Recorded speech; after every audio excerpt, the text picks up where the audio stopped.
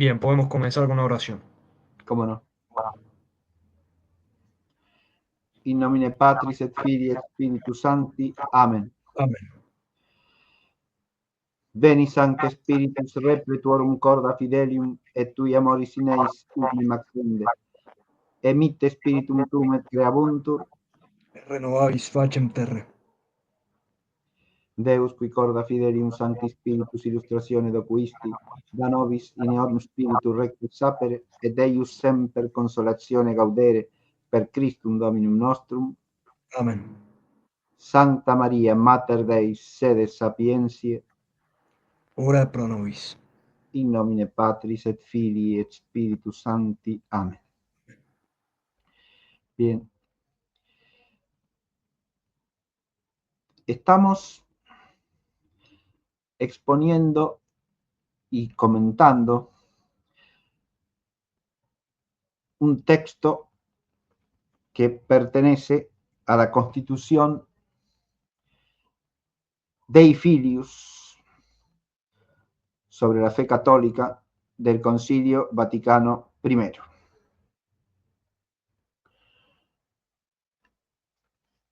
El pasaje que se encuentra en el capítulo 4, titulado Sobre la fe y la razón, es el número 1796 en el Denzinger y el 3016 en el Denzinger Schönmetzer, ¿no?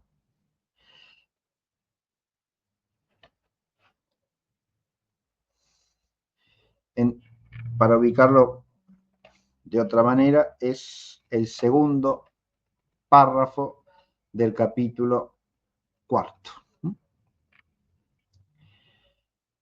Lo que habíamos visto en la clase anterior era la primera afirmación fundamental, ¿no? Que es la que establece la posibilidad para la razón iluminada por la fe de alcanzar cierta intelección de los misterios. Cuando la busca, ¿sí? Creo que hasta allí habíamos llegado. Cuando la busca y dándoselo Dios. Estas dos partes de la afirmación, cuando la busca y dándosela a Dios, implican el carácter rigurosamente teándrico de esa intelección. No es una intelección meramente humana, de orden puramente natural, ni es una intelección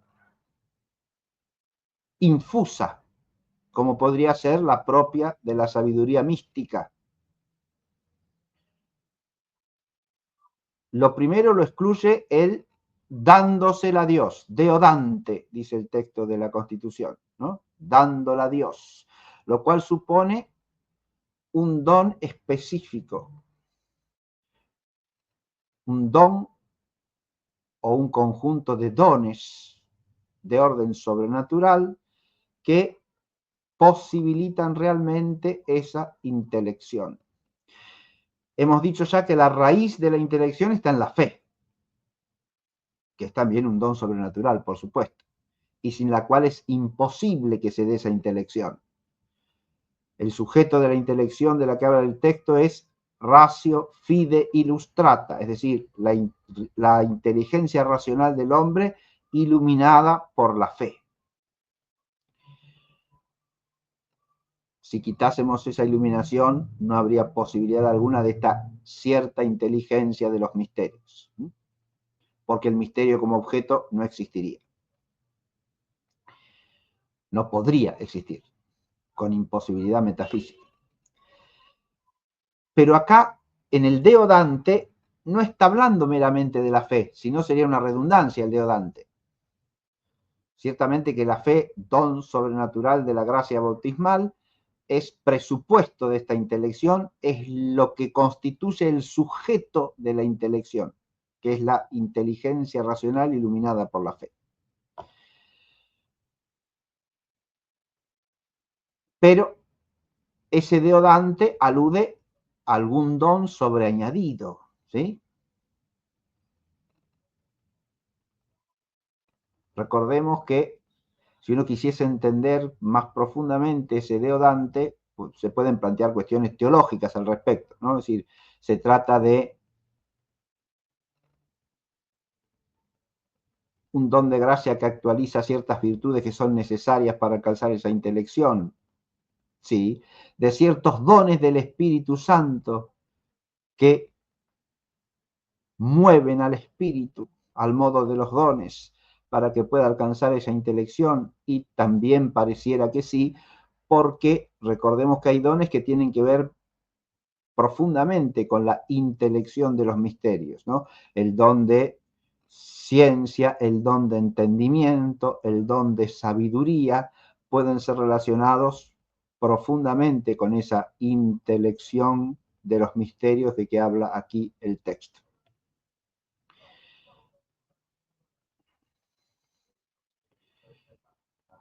Los dones de ciencia y de entendimiento directamente, podríamos decir, porque son dones que corresponden a la inteligencia, ¿no? El don de sabiduría, que está directamente ligado a la caridad, de modo indirecto, pero no menos relevante. Ahí lo único, esto no hago más que mencionarlo porque esto sería una línea posible de profundización del deodante. Se advierte, si uno quiere profundizar teológicamente lo que significa ese deodante, puede plantear una serie de cuestiones. Sin entrar en eso, lo que hay que retener, que es lo que dice el texto, es que hace falta un don sobrenatural para que esa intelección se dé. Pero lo otro que dice distingue esta intelección de lo que podríamos llamar sabiduría mística, porque no se trata de una inteligencia infusa directamente del misterio, se trata de una intelección que viene al cabo de una búsqueda, cum querit, dice el texto, cuando busca. Y esa búsqueda, ¿quién la realiza? La ratio fide illustrata, la razón. Ese buscar ya nos muestra el aspecto que tiene desde el punto de vista humano esa intelección, ¿no? Es el término de una búsqueda, de una indagación, de una inquisición y disquisición del entendimiento racional, que busca porque se plantea cuestiones, indaga acerca de la cuestión, procura las fuentes que le permiten conocer el objeto, las investiga, las analiza, saca conclusiones a partir de ellas, argumenta en relación con la cuestión planteada. Es decir, realiza todo ese trabajo de búsqueda que es connatural a la inteligencia humana como ratio, es decir, como inteligencia discursiva. Dijimos que estaba puesto ese ratio con toda precisión, ¿no? No dices inteligencia o intellectus fide illustratus, sino que dice ratio fide illustrata, para connotar con precisión la inteligencia humana en cuanto a inteligencia discursiva. Y el querit retoma eso y lo explicita, porque la búsqueda es propia de la inteligencia discursiva. Adviértase que si hablásemos de una sabiduría mística, estaríamos hablando de algo que le sobreviene al hombre por una irrupción de un conocimiento infuso, ¿sí? No como el término de una búsqueda discursiva. Por eso clásicamente se distinguen en la tradición católica la teología mística y la teología discursiva, ¿no? La teología que tiene modo de ciencia en el sentido de argumentar y procurar demostrar las conclusiones que saca a partir de las certezas de fe. Esa búsqueda procura cierta intelección del misterio. Bien. Ahí tendríamos las dos condiciones necesarias, esenciales a que se dé la intelección, ¿no? Primera condición, que la de Dios, y segunda, que exista una búsqueda humana. Pero ahora la búsqueda tiene que tener ciertas características según el texto. No basta que busquemos con nuestro discurso racional. Esa es la cuestión del modo de la búsqueda. El modo de la búsqueda está caracterizado mediante 3 adjetivos usados adverbialmente. El texto dice: cum sedulo pie ac sobrie querit. Cum sedulo pie ac sobrie querit. Sédulo, pie, sobrie. ¿Cómo traducimos estos 3 adverbios de modo? Sédulo, creo que ahí ya habíamos entrado la clase pasada, no estoy repasando hasta acá. Sédulo se puede traducir por rigurosamente, cuidadosamente, esforzadamente.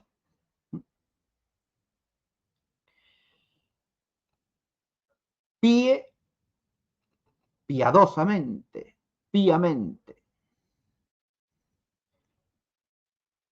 Y sobrie, es claro en castellano, sobriamente. Bien. De modo que hay 3 características destacadas de la búsqueda que pone el texto en primer plano. La primera es la rigurosidad. La segunda, la piedad. La tercera, la sobriedad. Vamos a tratar de ubicar cada una de estas 3 características.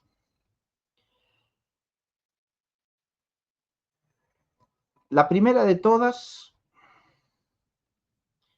tiene que ver precisamente con el carácter discursivo de la búsqueda, en primer lugar, ¿no? Porque rigor es lo que se le exige siempre a la inteligencia en la búsqueda de la verdad. Rigor, que quiere decir primariamente qué cosa.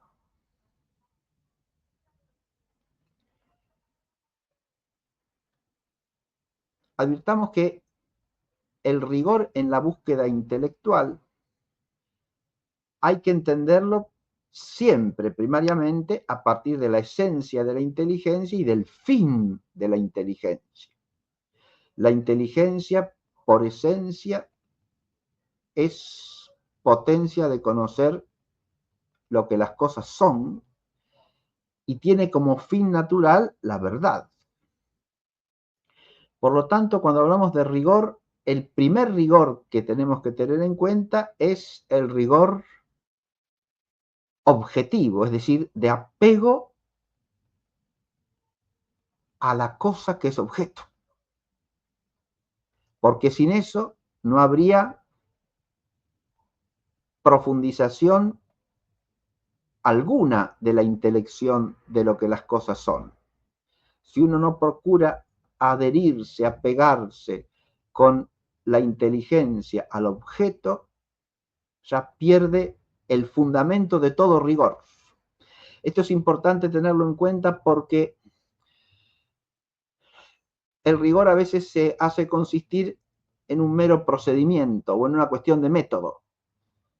Y es cierto que el método es parte del rigor en toda ciencia, pero si el método se piensa como un absoluto o se lo piensa en sí mismo, ya hemos perdido el primer principio del rigor, porque recordemos que el método depende del objeto, no al revés. Lo primero que tiene que hacer la inteligencia es atenerse al objeto, al ser de la cosa que indaga, al ser de la cosa que investiga. En este texto, eso de que se trata son los misterios, es decir, las realidades reveladas por Dios que no podríamos conocer si no estuviesen reveladas. ¿Está claro?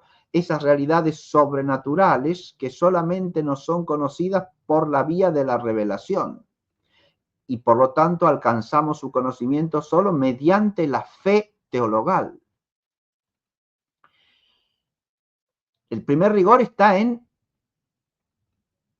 atenerse y apegarse al contenido objetivo del misterio. ¿Está claro lo que digo ahora? El primer rigor es el rigor objetivo.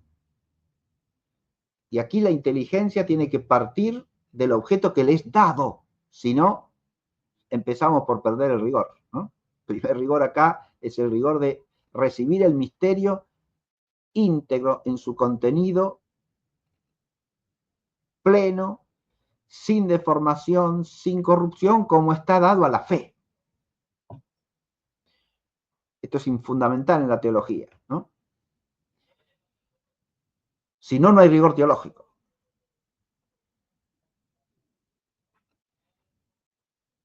Si el que pretende hacer teología empezase por pretender establecer cuál es el contenido de la fe sin más, por su propia cuenta, ya estaría siendo infiel al primer principio del rigor, que es el apego al objeto. El objeto aquí me está dado en la fe. El objeto primario de la indagación teológica son los dogmas de la fe, las verdades reveladas. Bien. Ahora, una vez que se cumple con este primer rigor, hay que atender a otros aspectos del rigor. El rigor objetivo es el primero. Todos los demás sirven a este. Porque el rigor objetivo es el que me permite partir de la verdad y permanecer en la verdad. Pero para que eso se dé, ahora sí viene el rigor metodológico, el rigor lógico, el rigor terminológico. ¿Sí? He mencionado tres aspectos fundamentales del rigor de una ciencia y en particular de la ciencia teológica de la que estamos hablando, ¿no? Dije rigor metodológico, rigor lógico y rigor terminológico. ¿Está claro? Aquí estamos aludiendo a tres aspectos fundamentales del rigor. Metodológico, es decir, respetar el método propio que establece la relación de la inteligencia discursiva con el objeto. El método es el camino adecuado para permanecer en la objetividad que buscamos con rigor. Pero precisamente según sea el objeto, será el método. Y por eso es algo ajeno a todo rigor el imponerle a cierto objeto el método que corresponde a otro, como por ejemplo imponer el método de la matemática a la ciencia moral o imponer el método de la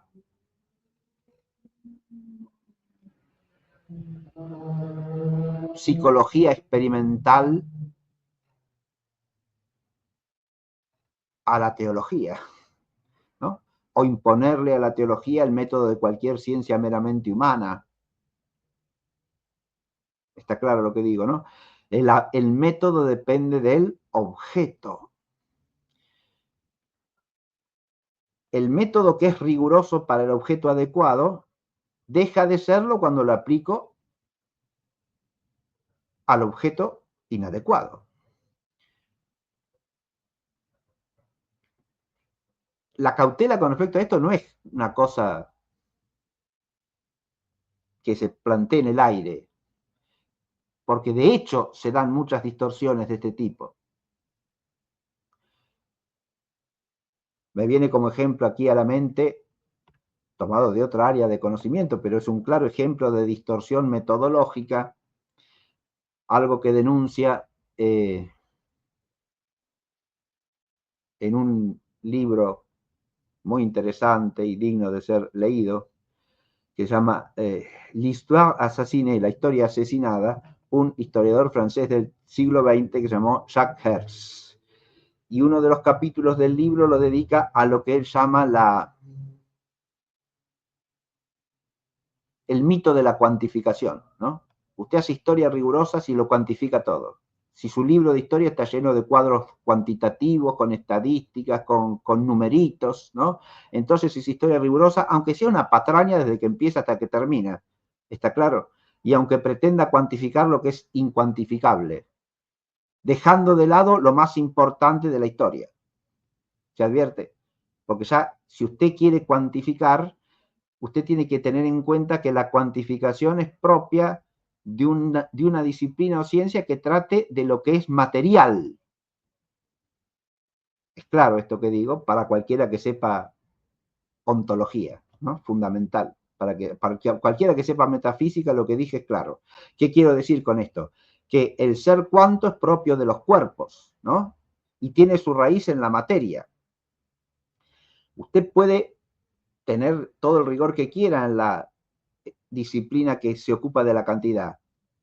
La matemática adquiere más rigor que las disciplinas físicas en el terreno cuantitativo porque abstrae a la cantidad de todo ser físico, específicamente determinado, es decir, toma lo cuanto abstracto.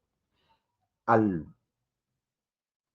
pasar a un grado de abstracción mayor, adquiere una cierta distancia mayor de la materialidad y por lo tanto el objeto se hace más rigurosamente inteligible. Pero pretender que el rigor de una disciplina que es primariamente espiritual y moral en su objeto, como es la historia, aunque en la vida del hombre hay aspectos materiales, ¿no? Pero lo fundamental de la historia es conocer los actos de los hombres en cuanto a actos morales, libres, voluntarios, que establecen una cierta realización buena o mala del hombre en el tiempo. ¿Se ve? Hechos relevantes del pasado que no pueden discernirse ni juzgarse sino en la integridad de la naturaleza humana, pero que se resuelven fundamentalmente en el orden de la vida espiritual, intelectual y moral, ¿no? Pretender hacer de la historia el terreno de la cuantificación es degradar el objeto de la historia a los aspectos meramente materiales de la vida humana. Y no en vano está asociado a qué? A los enfoques fenomenistas y materialistas de la historia. ¿Está claro lo que digo? Estamos degradando el objeto con el método. ¿Por qué? Porque estamos imponiéndole un método inadecuado. Bien. Lo mismo puede pasar con la teología. Y no solo puede, sino que pasa. Porque si usted a la teología le impone un método absolutamente histórico, por ejemplo, la está destruyendo. ¿Por qué digo que la está destruyendo? Porque la historia es conocimiento de acciones humanas contingentes en el tiempo, ¿sí? Mientras que, y tiene su método adecuado para ser conocidos esos objetos. Mientras que la teología es ciencia de Dios, en quien nada es contingente, en el Dios mismo, quiero decir, ¿no? Y que está por encima de todo tiempo. ¿Se advierte? De modo tal que si aplicásemos a la teología un método totalmente histórico, o sea, el método de la historia y nada más, estaríamos corrompiendo la teología esencialmente. ¿Qué es lo que pasa cuando a la teología sistemática es reemplazada por una mera historia de la teología? ¿Está claro lo que digo? Si usted para tratar del misterio del pecado original, lo único que hace es escribir un libro de 500 páginas donde dice la historia de la teología acerca del pecado original, no está haciendo teología.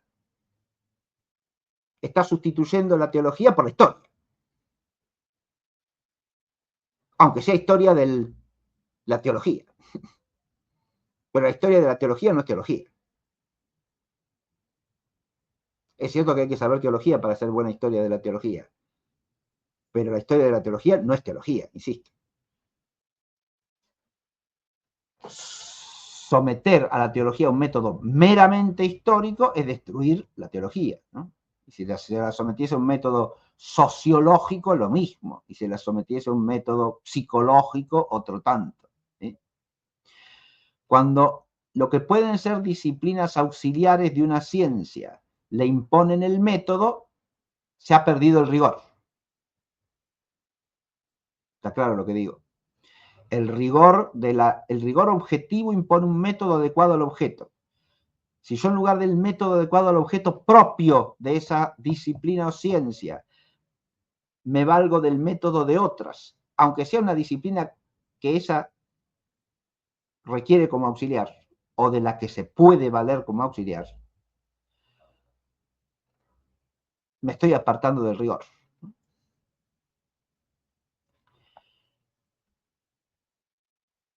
Parte del método es, y es el punto de partida sano de cualquier método de ciencia, es saber de dónde tomo yo el dato del que tengo que partir. El dato del que tengo que partir.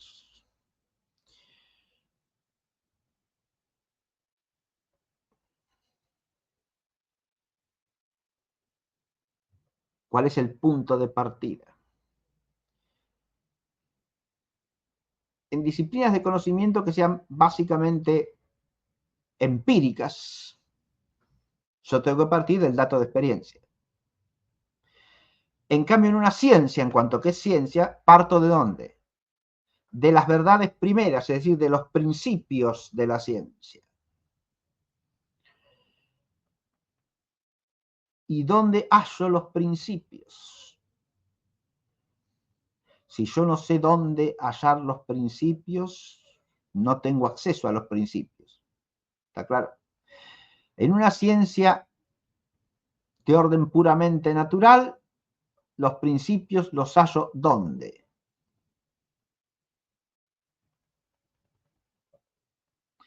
En el ser mismo de la cosa que es objeto de esa ciencia, según la objetividad material y formal íntegra que define la ciencia, hallo yo las verdades primeras de las que tengo que partir. Y las hallo en la propia inteligencia, precisamente porque son verdades evidentes. ¿Está claro? Las hallo en cuanto la inteligencia conoce el ser de ese objeto primariamente. En esa captación primaria que la inteligencia hace del objeto bien definido, es decir, con su característica formal propia según la ciencia, es donde hallo los principios de la ciencia. En la teología, ¿de dónde tomaré los principios?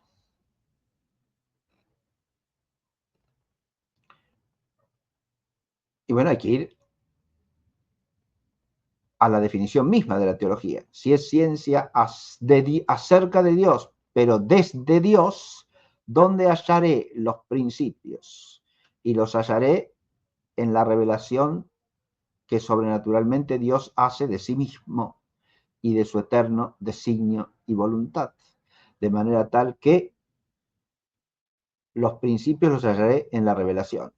Me he detenido en este tema porque acá es donde se ubica nuestro asunto de los lugares teológicos, se advierte. El desarrollo de una doctrina de los lugares teológicos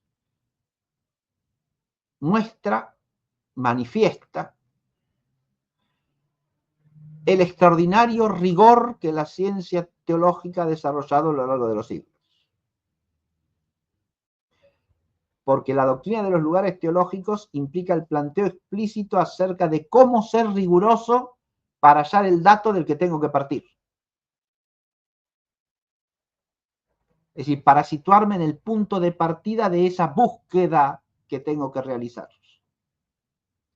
Si yo ni siquiera respeto adecuadamente y rigurosamente, con cuidado, con esfuerzo, el punto de partida, ya el resto del camino queda por lo menos profundamente deteriorado. Se advierte, deteriorado, sin sólido fundamento, sin radicación auténtica en la objetividad que se trata de inteligir. Por supuesto que después ese rigor metodológico tiene que seguir el camino adecuado para llegar al conocimiento de la verdad en la materia, ¿no? Pero el saber ubicar el dato, que es el punto de partida, es primordial. Por eso hay una disciplina en la teología que es metodológica, por la cual uno empieza por ponerse frente al misterio como verdad de fe, precisando en qué sentido es una verdad de fe, y para entenderla bien en su contenido auténtico, ¿a dónde iremos?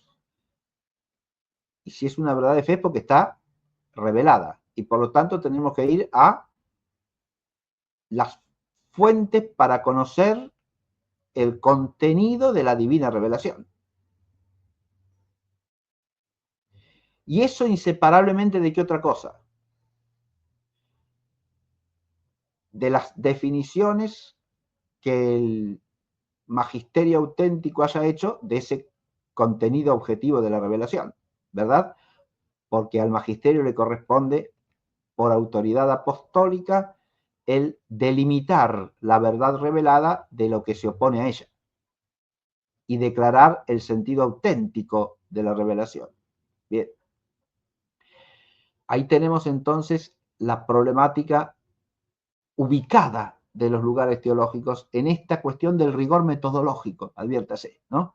Pero además de rigor metodológico, vamos a pasar a otro punto porque si no nos quedamos en esto solo, y de esto es de lo que tendremos que hablar luego largamente, ¿no?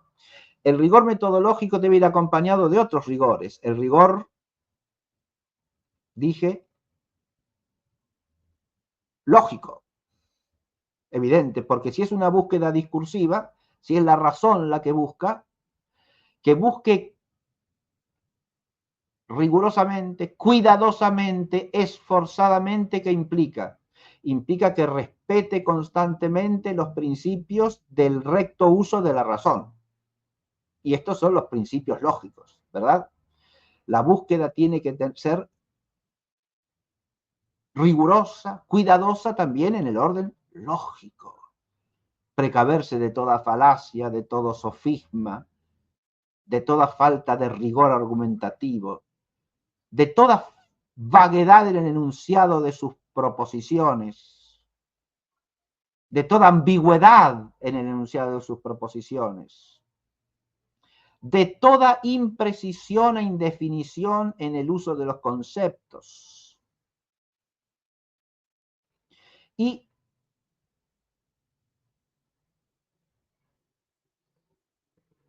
cuando hablo de los conceptos, cuanto más elevada es la ciencia, más importante es en ella la analogía conceptual. ¿Y eso a qué se debe? A que en cuanto ascendemos en grados de abstracción, los conceptos se hacen más plenamente analógicos.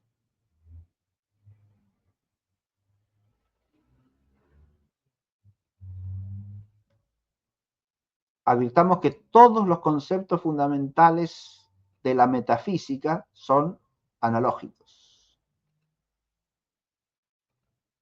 De la matemática no podemos decir otro tanto. Sin embargo, Los conceptos más primitivos de la matemática también tienen cierta analogicidad, ¿eh? Cualquiera que haya profundizado auténticamente en la teoría del número y en la teoría del infinito, sabe que esas nociones que acabo de nombrar, que son punto de partida de todas las demás nociones de la matemática, son nociones analógicas, no unívocas.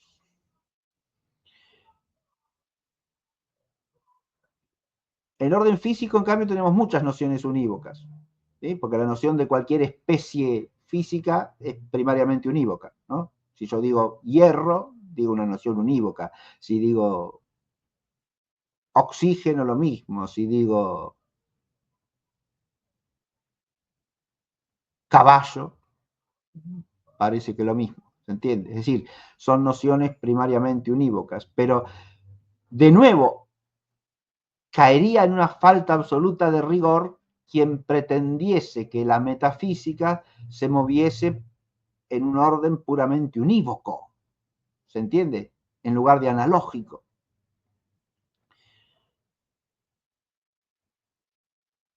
Porque quien eso pretendiese además habría desconocido qué cosa, que la metafísica es eminentemente teología y que todas las nociones que se dicen o que se entienden, se pueden entender del ente finito y del ser perfectísimo que es Dios, se dicen y se entienden analógicamente o no se entienden.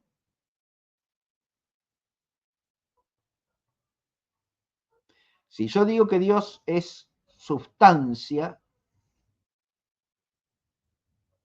y entiendo que al decir eso digo que es sustancia como cualquier sustancia finita, estoy diciendo un disparate. ¿Está claro o no?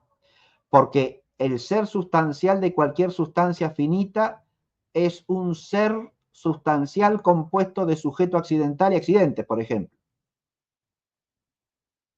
De donde le viene el propio nombre de sustancia que traduce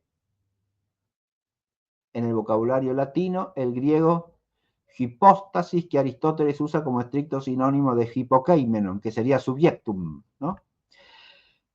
Al ente sustancial se lo llama hipokeimenon o hipóstasis, es decir, subjectum, sustancia, porque es sujeto de los cambios accidentales, porque es el sustrato de los accidentes.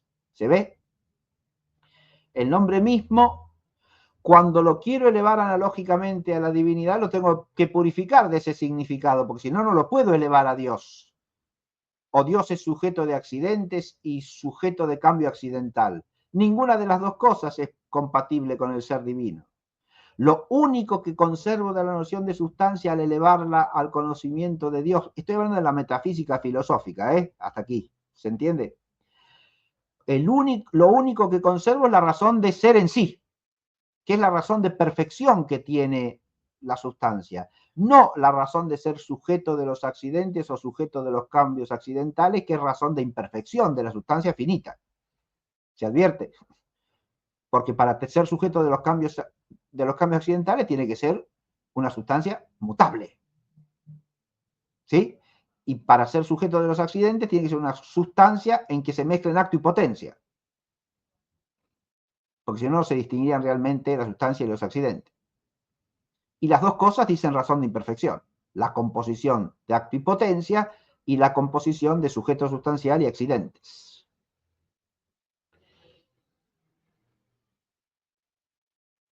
Esas dos razones de imperfección son inanalogables a la causa primera.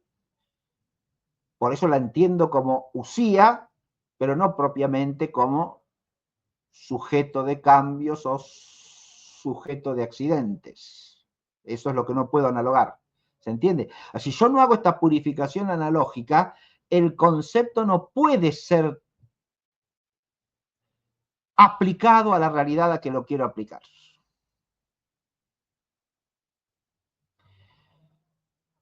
Doy otro ejemplo de esta necesidad de la analogía conceptual sin la cual no hay rigor, ¿eh? ¿Está claro lo que digo? Porque en cuanto yo quiero aplicar unívocamente una noción, una razón inteligible que es análoga, estoy cometiendo un desaguisado completo. ¿Se ve?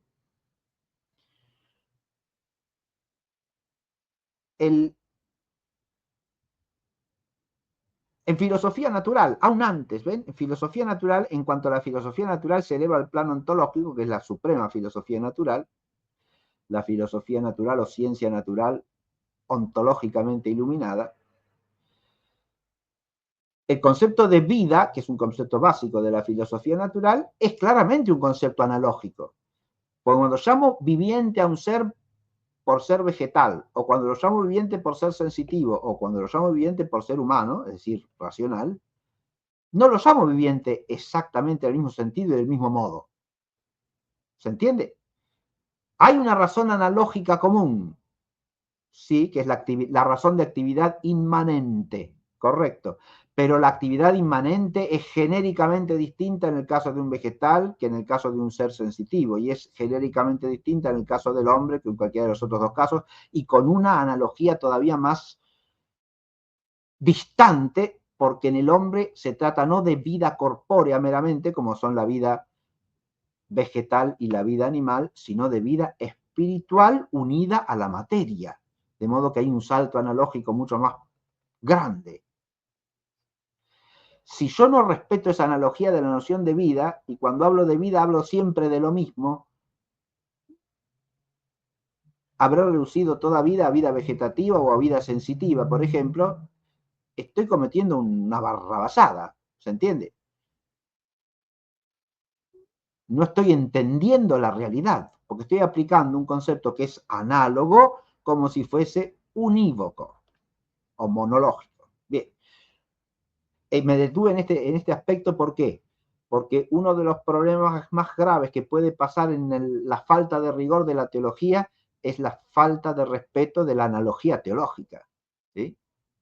Cuando uno se vale de nociones para entender a Dios en sí mismo o a entender la realidad del designio de Dios en toda su amplitud, es decir, entender los misterios que la teología tiene que tratar de entender, o se mueve analógicamente o mejor que no se mueva. ¿Está claro? Dedíquese a otra cosa. Aplique su entendimiento a otra esfera, porque si no tiene una inteligencia capaz de moverse analógicamente, el discurso que hace la búsqueda será completamente falto de rigor. Ya vamos a ver cómo el mismo párrafo explicita los dos tipos de analogía fundamental que hay que seguir. Cuáles son los dos caminos analógicos que hay que recorrer en esa búsqueda. Bien. Entonces, hay rigor metodológico y rigor lógico. Hay rigor terminológico. Y claro que sí. Porque el rigor lógico, que es rigor conceptual, rigor en el enunciado de las proposiciones, rigor en la definición, en la división, en la argumentación, en la demostración. El rigor lógico tiene que tener como correlato el rigor terminológico. Porque recordemos que el logos humano es al mismo tiempo concepción en la inteligencia y proferición de una voz, que es signo de lo entendido. Y a través de lo entendido, del ser entendido. ¿No? La inteligencia humana se vale de palabras, es una inteligencia verbal. Por lo tanto, el rigor terminológico es importantísimo. Y la historia de la Iglesia, la historia de los dogmas, la historia de la teología. Pero antes de la teología, la historia de los dogmas, quiero insistir en esto, nos muestra la importancia del rigor terminológico. Baste pensar en el siglo IV y en todas las problemáticas terminológicas suscitadas por el Concilio I de Nicea y su homoousios. El hijo es homoousios to patri.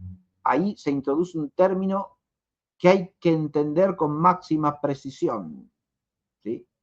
La terminología para expresar la verdad de la fe implica la necesidad de ser terminológicamente rigurosos, porque si no, podemos pasar de la verdad al error casi sin darnos cuenta, casi sin percibirlo. En las discusiones en torno al arrianismo, antes del Concilio de Nicea y después del Concilio de Nicea, la necesidad de la precisión terminológica ya a nivel de entender la verdad de fe, ¿no? En su contenido primario se mostraron fundamentales. El rigor conceptual tiene que ir acompañado del rigor terminológico, del cuidado en el uso de las palabras.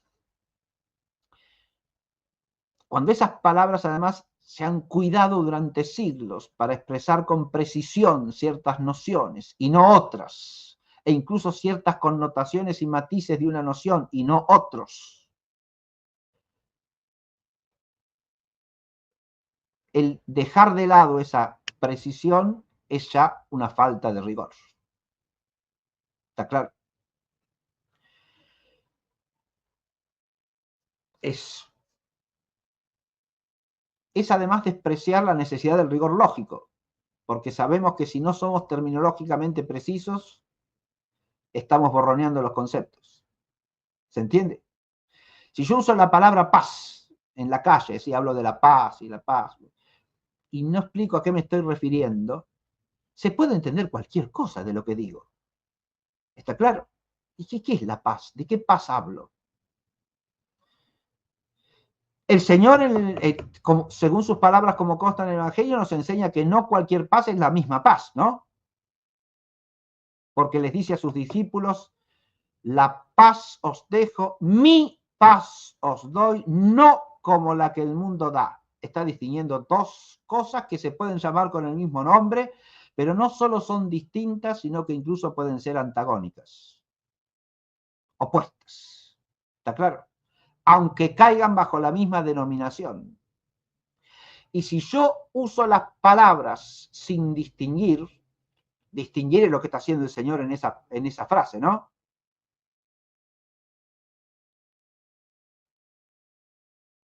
Hablo de paz, pero no hablo de cualquier paz. No de una paz cualquiera.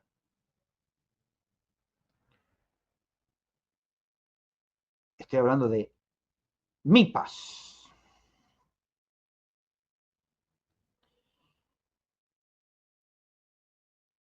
Si nosotros usamos las palabras sin precisar su significado, estamos borroneando la precisión de los conceptos y por lo tanto toda precisión intelectual.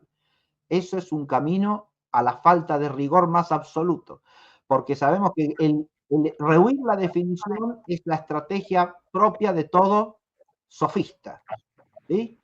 La sofística rehúye la definición como la peste, no la quiere para nada, la odia, ¿sí? ¿Ya estamos en hora? No. No, nos quedan 10 minutos. Oh, bueno.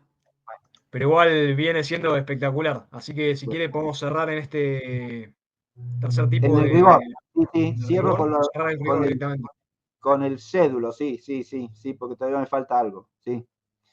Entonces, el rigor terminológico es fundamental, ¿no?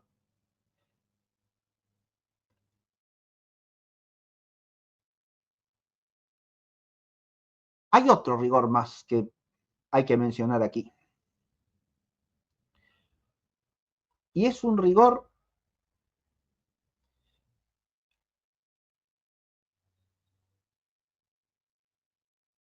que me hace acordar algo que me impresionó mucho. Cuando yo estudiaba teología, ya hace muchos años, en el Instituto de Teología acá en La Plata, siendo joven todavía, tuve un profesor en Biblia 1, en Biblia de primer año. El profesor era, Sagrada Escritura de primer año, era un ingeniero, ingeniero Antonino Gregorio Cordero. Y a mí me impresionó mucho una cosa que dijo, precisamente porque la decía un ingeniero que además era un gran matemático, porque era un ingeniero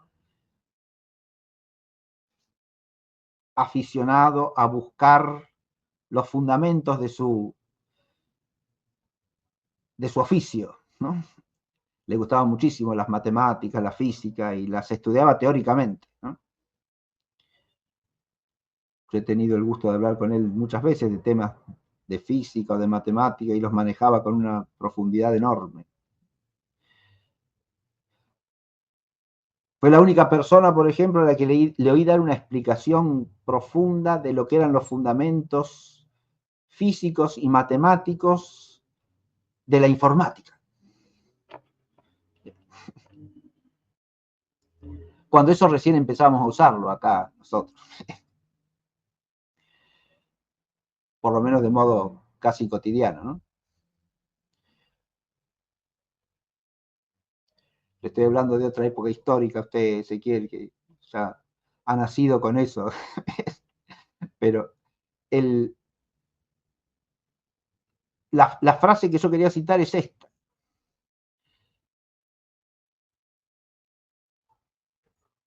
Decía el ingeniero, yo he estudiado muchos años física, matemática, pero no conozco ninguna ciencia más rigurosa que la teología. Y cuando decía esto, decía una profundísima verdad. Y me he acordado de esta frase porque este último aspecto del rigor, del cuidado, del esfuerzo que voy a mencionar, lo ha desarrollado la teología a lo largo de los siglos y desde los primeros tiempos, aunque su sistematización nos llega desde hace relativamente pocos siglos. ¿Y a qué me refiero? A lo que podemos llamar el rigor reflexivo sobre el alcance de las proposiciones. ¿A qué me refiero con esto?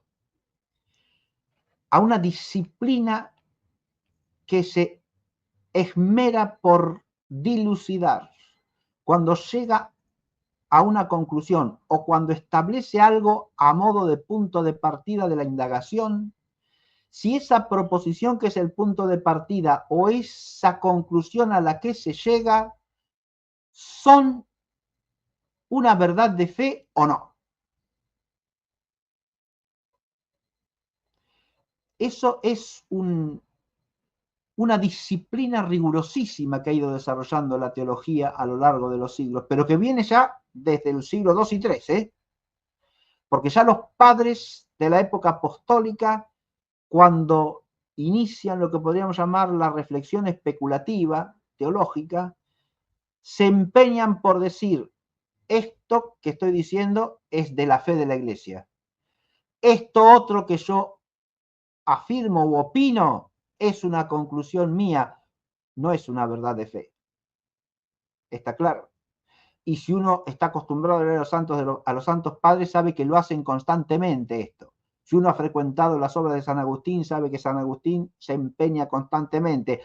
Esto es fe de la Iglesia. Ahora, a partir de acá yo me puedo preguntar esto otro, y lo que yo conteste a esto podrá ser más o menos seguro, más o menos sólido. ¿Sí? Bien. Es el esfuerzo. ¿Por qué esto es propio de la teología? Más que de ninguna otra disciplina. Por supuesto que en toda ciencia hay que hacer esto. Si un matemático, si un físico no se paran en algún momento a señalar, bueno, esto es un principio indudablemente verdadero, esto otro en cambio es una mera opinión posible frente a otras, yo la sostengo porque me parece la que tiene mejores argumentos, pero es una opinión. Está claro, lo mismo un historiador, lo mismo un biólogo, etc. Si el hombre que cultiva una ciencia o disciplina no tiene en alguna medida el rigor de señalar la distinción entre lo que es indubitablemente verdadero y lo que es opinable, y presenta todo bajo el mismo cariz, está cometiendo una grave falta de rigor. ¿Está claro? Gravísima falta de rigor. Porque aquí vuelvo a lo que dije de entrada, el rigor fundamental está en apegarse al objeto y en buscar el fin de la inteligencia, que es siempre la verdad. Y yo no tengo el más mínimo derecho en ninguna ciencia a confundir la verdad con meras opiniones que pueden o no ser verdaderas. ¿Se advierte? O con conjeturas acerca del objeto que no son más que conjeturas. Ahora, la teología ha desarrollado en esta materia una disciplina más rigurosa y más explícita que cualquier otra ciencia conocida y históricamente existente. ¿Está claro lo que dije? Lo repito, la teología ha desarrollado a este respecto una disciplina más rigurosa que cualquier otra ciencia realmente existente en la historia de la humanidad, la teología católica. Cuando usted va a un libro de teología sistemática del siglo XVI, XVII, XVIII, XIX, primera mitad del siglo XX, y algunos pocos más recientes, muy pocos, excepcionales. En cualquier tema que usted estudie se va a encontrar con que se enuncia la tesis, cosa que en muchas obras que se llaman de teología hoy día se ha perdido por completo, ¿no? Usted tiene el capítulo, y el capítulo es un discurso que puede ser casi tan libre como una novela, ¿no? Pues va, viene, y dice, ¿cuál es la tesis del quien vaya uno a saber? Bien. Tesis, que es una afirmación, es una proposición clara, en términos inequívocos, precisos, bien, la tesis.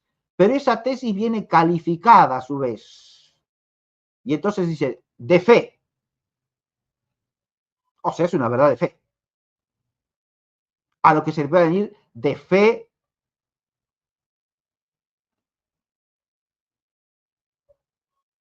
explícitamente definida.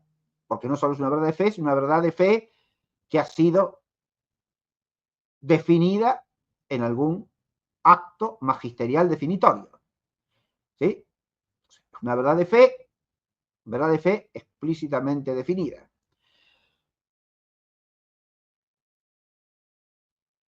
Esa es la calificación máxima.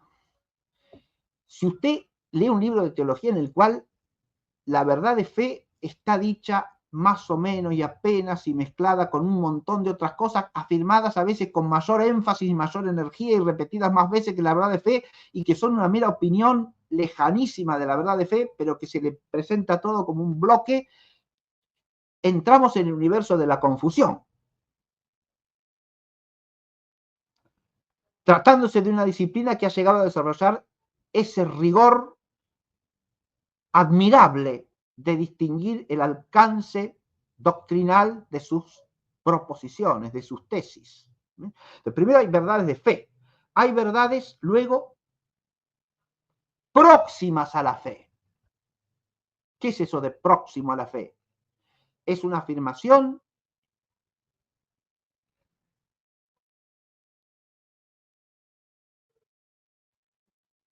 que aparece, por lo menos implícitamente, en el depósito de la revelación, aunque no haya sido definida como tal, ni haya sido enfáticamente enseñada como verdad de fe, pero está en el depósito de la revelación y podría ser definida como verdad de fe. Eso lo llamo verdad próxima a la fe. Y no se ve cómo se pueda sostener o sustentar la verdad de fe si no se admite esa verdad. ¿Está claro? Por eso, lo que se opone a la verdad de fe es un error contra la fe. Y si se lo sostiene a sabiendas de que es tal, convierte al que lo hace en hereje. Lo que es próximo a la fe tiene por opuesto lo próximo a la herejía. Está claro. Que ningún ninguna inteligencia cristiana querrá sostener. Está claro, una proposición próxima a la herejía. Bien. Próximo a la fe. Teológicamente cierto. ¿Qué es teológicamente cierto? Lo teológicamente cierto no necesariamente está contenido en el depósito de la revelación, pero tiene una conexión necesaria a la luz de la razón con verdades de fe. Entonces ningún teólogo sensato puede sostener una posición contraria. ¿Está claro?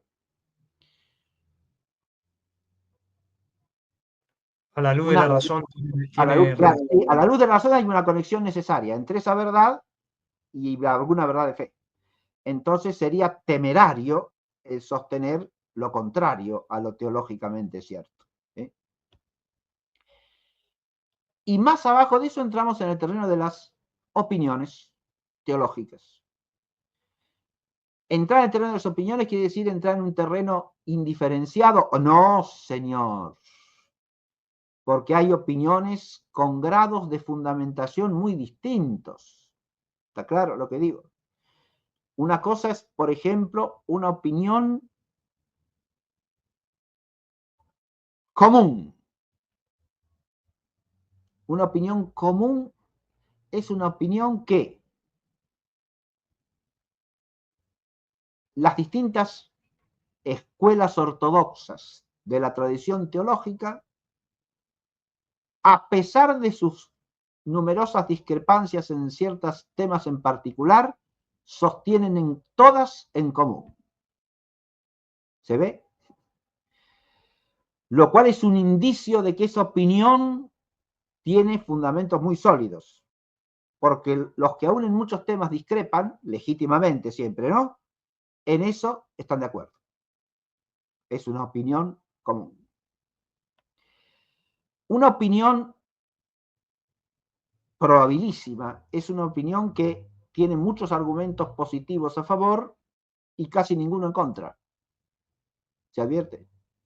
O pocos en contra, o un argumento en contra, o argumentos en contra que son no muy sólidos. Otra cosa es una opinión más probable que otras. Es simplemente la que tiene mejores argumentos según la razón del teólogo que la juzga más probable. ¿Sí? Ahí ya entramos en un terreno, cuando estamos en el terreno de las opiniones, estamos en un terreno opinable. Uno puede opinar una cosa, otra, pero nunca si carece del fundamento adecuado. ¿Está claro?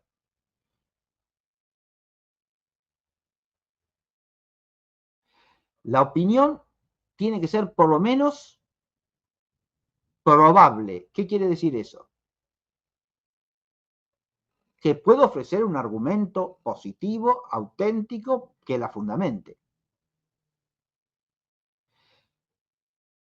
Si hay algo que no puede ser caprichoso en una disciplina o arbitrario, es la opinión. Estamos acostumbrados a que la palabra opinión nos suene a lo que a mí se me antoje, a lo que a mí se me ocurra, lo que yo quiero sostener. Cualquiera de esas tres afirmaciones está llevando el terreno de la opinión a la voluntad o al afecto. ¿Está claro lo que he dicho o no? Opinión es lo que a mí se me ocurre, lo que yo quiero, lo que a mí se me antoja, lo que a mí me gusta más. No, señor. La opinión es un juicio del entendimiento y por lo tanto tiene que tener fundamento primariamente en razones. En una ciencia, una opinión tiene que estar fundada. Si no, ni siquiera se la puede presentar como opinión de la ciencia. Está claro esto que digo, ¿no? Usted en materia de física nuclear podrá tener opiniones distintas sobre modos de interpretar la teoría de las partículas elementales. De hecho, existen opiniones diversas en esa materia, ¿se entiende? Si usted se pone a estudiar la mecánica cuántica, se va a encontrar con una pluralidad de escuelas en la interpretación del tema.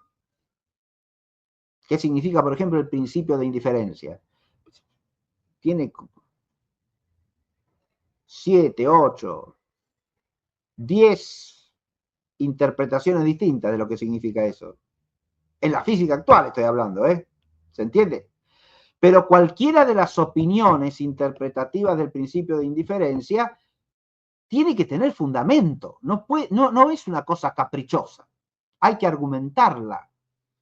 Y solamente puede argumentar el que conoce la disciplina. ¿Está claro lo que digo? No se puede opinar caprichosamente, ni con un fundamento absolutamente extrínseco a la disciplina. Y yo sostengo esta opinión porque es la que más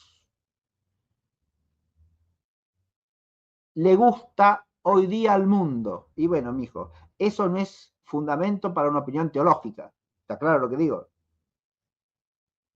O sostengo esta opinión porque es la que más me conviene por tal o cual razón pragmática. No, señor, eso es una fundamentación inaceptable en una disciplina, porque usted no está buscando la verdad, está buscando su propia conveniencia, o la conveniencia para un fin utilitario. ¿Está claro? No se puede argumentar de cualquier manera. Acá hay que sumar los rigores, ¿no? Todos son convergentes en orden al conocimiento de la verdad. Ya estamos en hora, ya nos pasamos un poquito inclusive. Bien, digo una sola cosa más. Si nosotros tomamos compendiosamente todos estos rigores, advertimos que cuando dice cédulo el texto del concilio, no está diciendo cualquier cosa, ¿no? Fíjese, acá está la importancia de la búsqueda. Pongo esto como ejemplo, ¿no? Uno traduce el texto, lo lee simplemente. Cuando busca cuidadosamente o rigurosamente. Bien, está. Hay que buscar cuidadosamente. ¿Y eso qué significa? Yo me quedo con la palabrita sola y no indago con la inteligencia el significado del término según los principios del saber teológico, porque acá está hablando de un rigor de la teología, ¿no? De la búsqueda que hace la inteligencia iluminada por la fe, la razón humana iluminada por la fe. Cuando hablo de esto, tengo que entender qué quiero decir con cuidadoso, riguroso, esforzado. Bien. Pero digo una sola cosa más.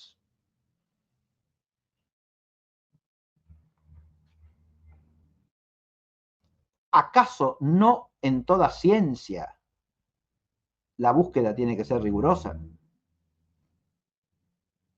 Y la respuesta es sí, claro que sí. Pero cuanto más elevado y digno sea el objeto de la ciencia, mayor tendrá que ser el rigor de la búsqueda. Esto también es claro, ¿no? Ahora bien, no hay ciencia cuyo objeto sea más elevado que la ciencia teológica de orden sobrenatural. Por lo tanto, aquí el rigor tiene que ser máximo.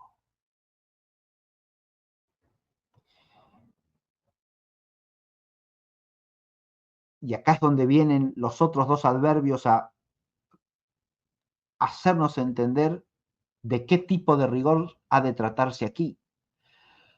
Porque si en cualquier disciplina, aun cuando estemos tratando de objetos que son inferiores en dignidad al propio hombre, como en el caso de la física matemática, ¿no? O de la matemática.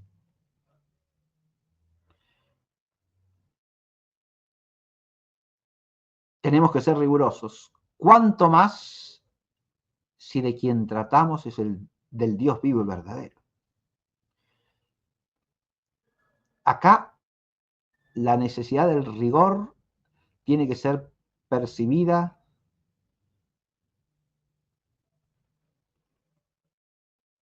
como un rigor exigido por la suprema dignidad de aquello de lo que tratamos. Y de ahí viene el carácter piadoso y sobrio de la búsqueda, porque no tratamos de cualquier realidad, sino de Dios mismo en la teología, y de Dios mismo tal como Él se nos ha revelado, ha querido revelársenos por su infinita bondad y misericordia en orden a nuestra salvación y a nuestra participación en su vida. De modo tal que quien no perciba que el rigor tiene que ser máximo es porque ni siquiera sabe de qué trata la teología. O no entiende la naturaleza de la inteligencia humana y por lo tanto no entiende la necesidad de exigirle rigor en su marcha, o no capta la suprema, eminentísima dignidad de la realidad con la que está tratando y las supremas consecuencias de todas y cada una de las cosas que sostenga. Se advierte esto. Es un rigor con temor y temblor el que tiene que imperar aquí, no un rigor cualquiera, es un rigor propio de la criatura que está tratando de entender a su creador. Bien, con esto dejamos porque esto ya enlaza con las otras dos condiciones, ¿no? La búsqueda, además de ser rigurosa, tiene que ser piadosa y sobria. Bien. Dejamos aquí, Ezequiel. Muy bien, dejamos aquí y terminamos una oración ¿Cómo no? pidiendo especialmente por la sobriedad de la teología que ha de Bien, venir. muy bien, muy In bien. nomine Patris et Filii et Spiritus Sancti. Amen. Amén. Veni Creator Spiritus, Ave Maria, gratia plena, Dominus tecum, benedicta tui Benedicta mulieribus et benedictus fructus ventris tui, Iesus. Sancta Maria Mater Dei, ora pro nobis peccatoribus, nunc et in hora mortis nostre. Amén. In nomine Patris et Filii et Spiritus Sancti. Amen. Amén. Muy bien. Si te gusta el contenido, podés donar lo que vos quieras en Patreon, en PayPal o en Mercado Pago. Están todos los links, toda la información en el comentario de este video. Yes,